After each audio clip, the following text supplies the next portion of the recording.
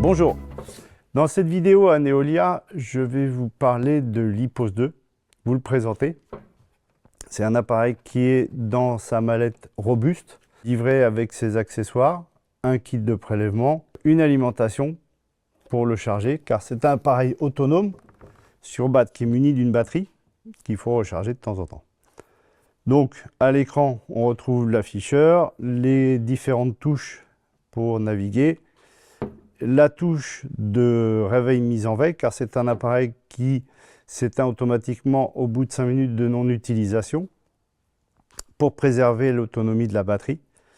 Ici, on a un voyant de charge de la batterie. À l'arrière, on retrouve la protection de l'aiguille, le bouton marche-arrêt, une prise qui va nous servir à transférer les datas que l'appareil aura enregistrées vers un ordinateur, la prise d'alimentation. En façade, on va retrouver la prise pneumatique pour brancher le kit de prélèvement. Le kit de prélèvement, donc on a un petit cylindre métallique qui permet de tenir l'ensemble à la main, le flexible et le petit raccord qu'on va venir connecter à la façade de l'appareil. Voilà, on fait un quart de tour en serrant modérément, ça suffit. Ici, on va venir mettre l'aiguille sur le filtre et on rentre le tout dans le kit à l'arrière et comme ça, on est sécurisé pour l'aiguille. Donc, on démarre l'appareil avec l'interrupteur qui est à l'arrière. On voit à l'écran le démarrage qui commence avec la version de l'appareil. On entend la pompe qui va tourner pendant quelques dizaines de secondes pour vérifier que le circuit pneumatique n'est pas obstrué et on arrive directement à l'affichage.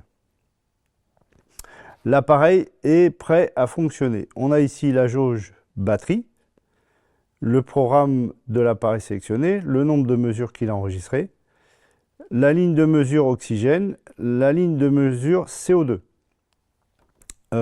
Donc pour lancer un cycle, l'appareil étant prêt, on va appuyer sur cette touche-là.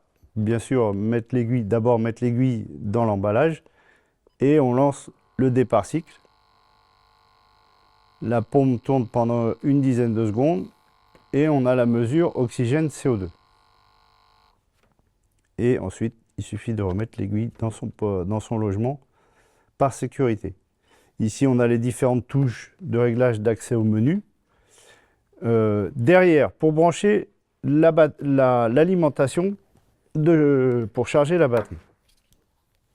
C'est assez simple. On a une prise très robuste avec un verrouillage. Donc, il suffit, attention des trompeurs, d'engager la prise comme ceci. Et pour la verrouiller, on tourne un petit quart de tour jusqu'à attendre le déclic de la touche de verrouillage. On va brancher l'alimentation sur une prise secteur. Et là, on va voir un voyant bleu qui s'allume, qui veut dire que la batterie est bien en charge. Ce voyant s'éteindra quand la batterie sera finie de charger. Petite remarque, l'appareil peut rester sur secteur et fonctionner correctement sans aucun problème. Une fois que la batterie sera chargée, il suffira de débrancher. Pour défaire la prise arrière, on pousse le verrouillage, on tourne et la prise sort toute seule.